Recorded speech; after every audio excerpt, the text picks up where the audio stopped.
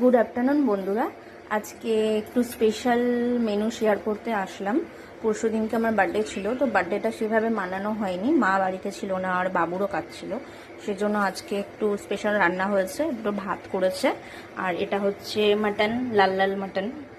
আর হচ্ছে এটা হচ্ছে গিয়ে লাল শাক না, এটা কি ধুইলা দাঁড়া না কি বলে, সেটা দিয়ে টক করেছে, তেঁতুল দিয়ে টক করেছে, ব্যাস এই দুটোই মেনু।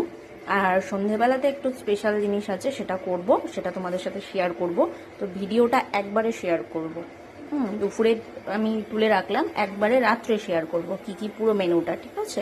টাটা, খেয়ে নিই, আবার রাতে কথা হবে। হ্যালো বন্ধুরা, আজকে দুপুরের মেনুটা ভিডিও করার সময় আমি বলেছিলাম যে আজকে বার্থডে স্পেশাল কিছু মেনু হবে। তো দুপুরের মেনুটা তো আমি তুলে নিয়েছি, তারপর বলেছিলাম একেবারে ছাড়বো। তো আজকে এই সন্ধেবেলাতে, মানে সন্ধে না, এখন রাত্রি হয়ে গেছে, তো একটা স্পেশাল জিনিস বানাবো, সেটা হচ্ছে শিক কাবাব। তো তার জন্য সবকিছু ম্যারিনেট করে রেখে দিয়েছি চিকেনটাকে, দিয়ে আমি এবার এটাকে, শিক তো নেই, তো আমি এই স্ট্যান্ডার মধ্যেই করব। আমার ঘরে শিক নেই বলে আমি স্ট্যান্ডার মধ্যেই করব। আর এটা গ্যাসে কতটা ভালো হবে জানি না, মাটির উনুন বাকি ওগুলোতে বেশি ভালো হয়। তো এখন আমি সেটা কোথা থেকে পাবো, সেই জন্য গ্যাসেই আমি করব। সবকিছু দিয়ে মেখে রেখে দিয়েছি, এবার এটা করে নিই, তারপরে আবার তোমাদেরকে দেখাচ্ছি।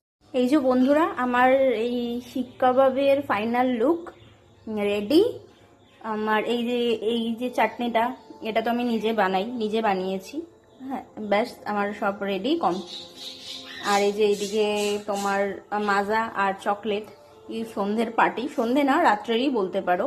তো আমার ভিডিওটি ভালো লাগলো অবশ্যই লাইক কমেন্ট শেয়ার করো, আর আমার বার্থডে মেনুটা কেমন লাগলো সেটাও জানিও। টাটা, আবার পরে কথা।